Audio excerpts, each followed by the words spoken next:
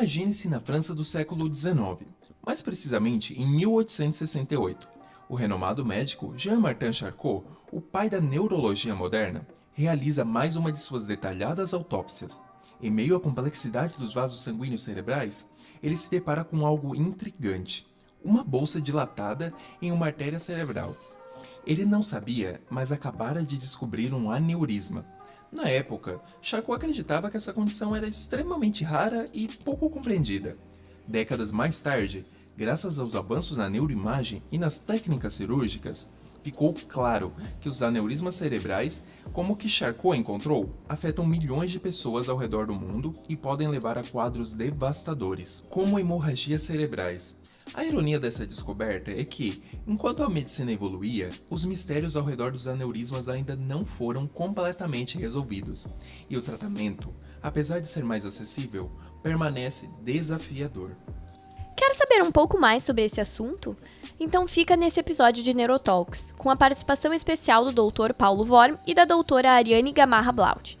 Não esqueça de seguir o nosso podcast no Instagram, @neurotalks.ufspa, e mandar suas perguntas e comentários. Eu sou a Maria Fernanda Perussi e estão comigo Gabriela Sorato e Vitório Serafim. Nós somos estudantes de medicina da Universidade Federal de Ciências da Saúde de Porto Alegre e mediaremos essa conversa com Paulo e Ariane. O roteiro é de Maria Fernanda Perussi, Gabriela Sorato e Vitório Serafim.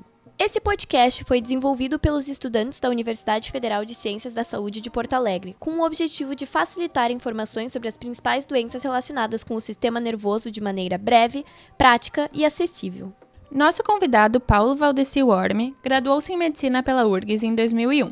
Concluiu seu mestrado em Cirurgia pela URGS em 2007 e terminou seu doutorado em Ciências Cirúrgicas pela URGS em 2015. Atualmente, é médico neurocirurgião do Hospital Moinhos de Vento e do Hospital Cristo Redentor, além de atuar como chefe do Serviço de Neurocirurgia do Hospital São José da Santa Casa de Porto Alegre. Além disso, atua como professor na Universidade Federal de Ciências da Saúde de Porto Alegre e professor da pós-graduação da Escola do Grupo Hospitalar Conceição. Nossa segunda convidada, Ariane Gamarra Blaut, é fisioterapeuta especialista em neurofuncional no adulto, além de mestre em Ciências Médicas pela URGS e doutoranda em Ciências da Reabilitação pela UFSPA. Atualmente, atua como professora na pós-graduação da Universidade La Salle, Faculdade Inspirar e na Faculdade Mário Quintana. Também é supervisora das áreas de Neurologia e Traumatologia da Santa Casa e do Serviço de Fisioterapia Neurorobótica. Sejam bem-vindos, Dr. Paulo e doutora Ariane. Para iniciarmos com uma definição, Dr. Paulo, como podemos caracterizar um aneurisma?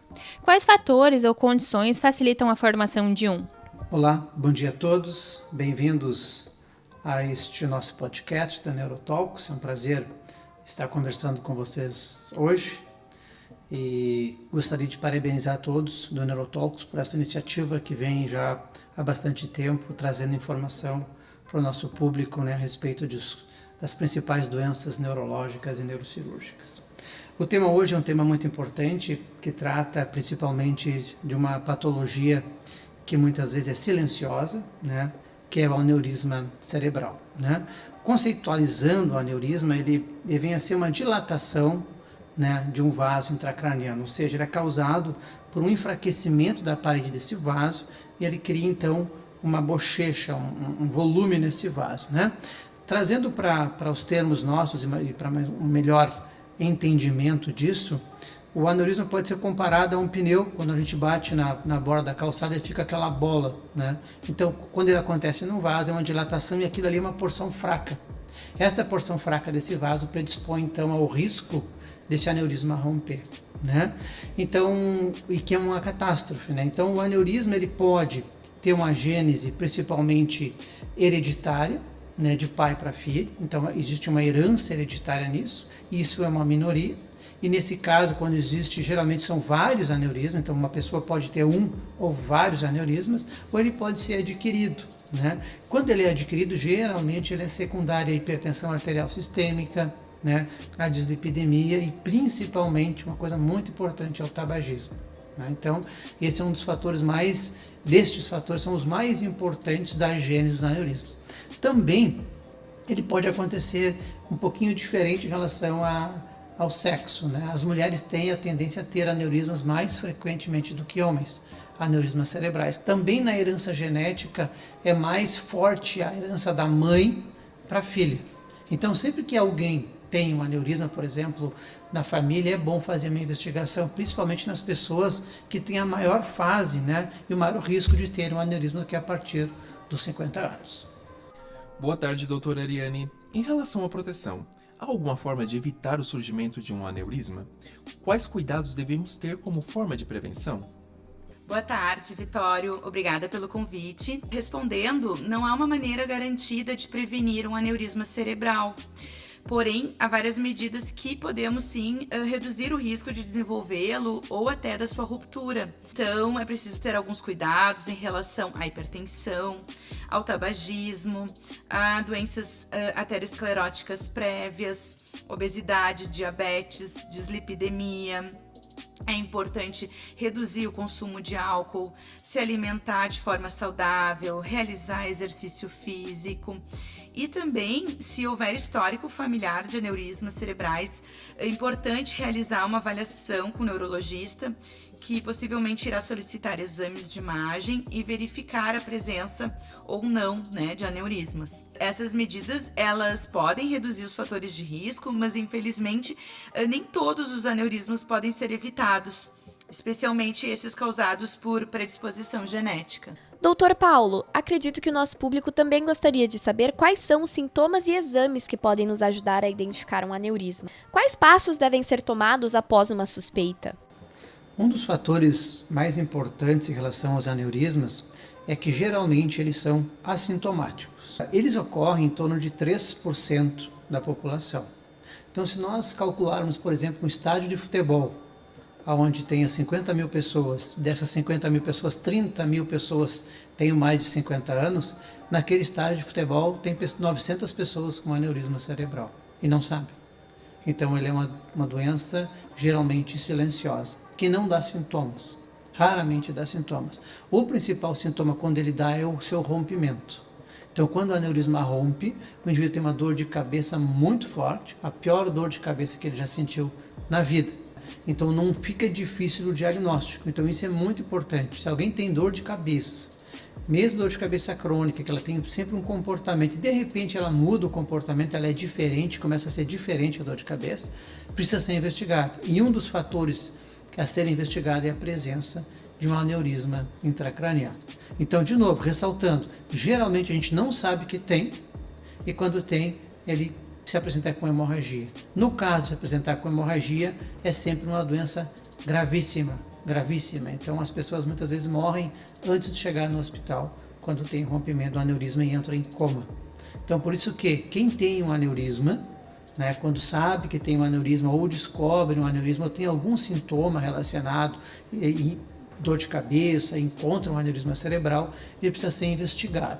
A investigação basicamente é o exame para a gente ver vasos cerebrais, né? Então, antigamente se fazia apenas a arteriografia, que é o cateterismo da artéria femoral, lá na perna, um cateterismo que a gente faz para o coração, e injeta um contraste para ver. É um exame invasivo, né? Precisa anestesia e o paciente precisa ir para o hospital. Na atualidade, com tomografia, a gente já consegue ver. Então, a gente faz uma angiotomografia, que é um exame que injeta um contraste na veia e faz uma tomografia normal. Depois nós processamos e encontramos os vasos, só olhamos os vasos e tem uma sensibilidade muito boa. A ressonância também, a angiorressonância também ajuda. Então, na atualidade, nós já temos exames que não são invasivos para o diagnóstico e para o próprio segmento. Por quê? Porque ter um aneurisma cerebral tem alguns riscos. O primeiro risco é de sangramento. Bom, mas todos sangram igual? Não. Tem aneurismas que são pequenininhos e são descobertos pequenininhos e nós só fizemos o acompanhamento. Então, não só o tamanho do aneurisma é um fator fundamental para ter uma hemorragia, como também a localização. Então, a gente olha o tamanho dele, o jeito que ele tem, né, e aonde ele está localizado. Esses são os principais fatores que nós controlamos para poder indicar ou não um tratamento para um aneurisma. E o que faz um aneurisma romper, por exemplo, quando a pessoa tem, geralmente são situações de estresse, por exemplo, situações de pico de aumento de pressão, arterial, ou seja, quando a pessoa não controla bem sua pressão arterial, porque lembre que eu comentei no início que o aneurisma é uma dilatação do vaso por um enfraquecimento, então se eu aumento a pressão dentro desse vaso, né, ele tem mais chance de romper. Isso acontece, então, às vezes em relação sexual, às vezes mesmo dormindo, que a pessoa não controla bem a pressão, tem um pico, fazendo uma atividade esportiva, né? Então, basicamente são esses os fatores que levam a gente a como ter sintomas, como fazer o diagnóstico e o que leva o aneurisma, então, a ter um sangramento que é uma coisa repentina. Doutora Ariane, quão perigoso pode ser ignorar esses sinais e sintomas? Quais riscos e sequelas pode gerar o rompimento de um aneurisma, dependendo da sua localização? É muito perigoso, né? O rompimento de um aneurisma cerebral é uma emergência médica grave e pode resultar em várias complicações e sequelas. Quando um aneurisma se rompe, ocorre uma hemorragia subaracnoide e esse sangramento fica, né, entre o cérebro e a membrana que o envolve. Então, os riscos imediatos são um AVC hemorrágico, temos também uma alta morbimortalidade, vasoespasmo, que pode vir a gerar um AVC isquêmico, hidrocefalia, que pode resultar no aumento da pressão intracraniana e também ao risco de um novo sangramento nos dias, semanas seguintes, o que vai aumentar também a gravidade da condição. Dentro das sequelas possíveis também nós temos os déficits neurológicos, dificuldades motoras, fraqueza, perda de memória, dificuldades cognitivas, alterações comportamentais, problemas na visão, na audição, na fala, na compreensão, convulsões e também dor de cabeça persistente. Dr. Paulo, alguns dos nossos ouvintes têm curiosidade em relação à correção de um aneurisma cerebral após o diagnóstico. Quais procedimentos são realizados para o tratamento? Ter um aneurisma intracraniano nem sempre necessita tratamento. Quando o aneurisma é pequeno, então nós temos um tamanho definido para controlá-lo, né? A localização, conforme eu disse, né? E a conformação, como é que ele é, se ele é bicudinho, se ele é redondinho, isso aumenta às vezes a chance ou o risco dele ter uma hemorragia. Então, dentro desse contexto, nós analisamos não só o tamanho para oferecer um tratamento, mas o jeito que o aneurisma tem, né? Esse é um dos pontos, tá? O outro ponto importante, eu acho que é como é que nós faremos então o tratamento. Tem duas formas de tratar um aneurisma. Uma forma é que a gente abre o crânio e vai lá e coloca um clipezinho e exclui, tira ele da circulação. Como eu disse de novo, o aneurisma é como um pneu dilatado. Eu preciso fazer aquela correção ali para que ali não estoure o pneu. Ou, se é um vaso intracraniano, não estoure ali o aneurisma. Então a gente precisa fazer uma correção daquele vaso e manter o vaso funcionando, passando sangue. Senão a pessoa tem um AVC. Então nós vamos lá e fechamos o colo desse aneurisma, botamos um clipezinho. E aí o aneurisma fica excluído da circulação e o vaso continua passando o seu sangue no seu trânsito normal. A outra forma de tratar aneurisma é através da perna, por um cateterismo, pela virilha. A gente faz um cateterismo, como fosse fazer um cateterismo cardíaco, passa por dentro do vaso, vai lá onde está o aneurisma e coloca uma espécie de umas molinhas dentro do aneurisma. Então ele vai entupindo e essas molinhas vão entupindo o aneurisma. Para cada tipo de aneurisma, localização e forma do aneurisma, pode-se oferecer um tratamento ou outro. Então depende de cada caso. Mas os tratamentos hoje ofertáveis para aneurisma é isso. Ou tem que abrir o crânio para fechar, ou às vezes dá para fazer também um tratamento endovascular, que a gente chama, que é o tratamento pelo cateterismo pela perna para resolução. A partir desse momento que a gente trata o aneurisma e resolve, tira ele da circulação, acaba o risco de sangramento, que é, como eu disse antes, catastrófico. Então, sempre que a gente puder tratar um aneurisma sem ele romper, para o indivíduo é maravilhoso. Depois que ele rompeu, a gente tem o problema de, além de tratar o aneurisma, tem os efeitos do sangramento no cérebro. Quando existe um sangramento no cérebro, é como jogar ácido no cérebro. Então o cérebro sofre muito quando o sangue se espalha dentro da cabeça. Então sempre que a gente puder fazer isso para evitar, a gente vai evitar. Porque aí a chance de uma pessoa morrer é muito baixa. Por exemplo, se eu vou tratar uma pessoa que teve um aneurisma que sangrou de uma forma razoável, a gente vai ter uma chance dessa pessoa de 70% dela ficar ou morta ou com uma sequela grave. E se eu tratar um aneurisma que não rompeu na cabeça de uma pessoa, a chance dessa pessoa ter uma complicação maior, assim, tipo um AVC, é só 1%. Então a chance, a modificação do tratamento em tratar um aneurisma não roto é muito boa. Então sempre que puder tratar, vamos tratar um aneurisma não rompido. E quem tem aneurisma pequeno, sempre é bom assim consultar o médico para fazer o acompanhamento e controlar aqueles fatores que nós falamos antes. Que tem alguns fatores que são controláveis. O que é controlável? A pressão arterial é controlável. E o tabagismo. Então, não fumar e controlar a pressão, a gente consegue administrar.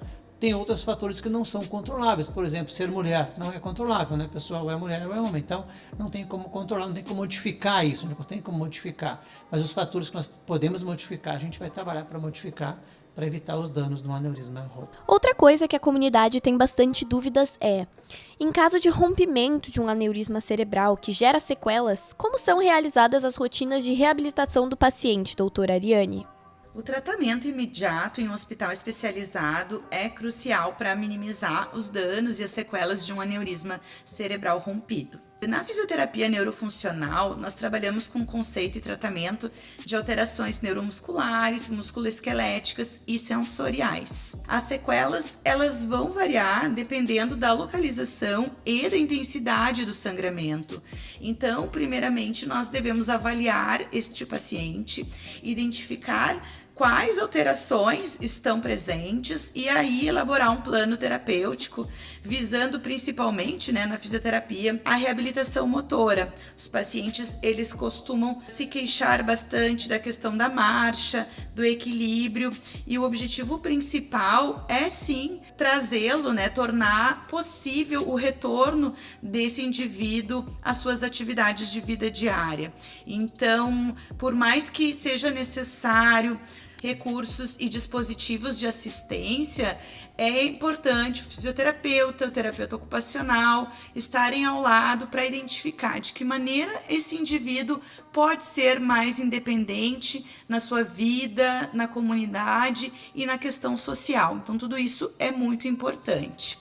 Dentro da fisioterapia também é importante que a abordagem seja realizada observando todos os sistemas que estão em déficit, pensando também na neuroplasticidade do paciente. Então, nós temos que buscar, através da repetição do movimento, da frequência das atividades e do tipo de tarefa, oferecer exercícios mais completos para essa reabilitação.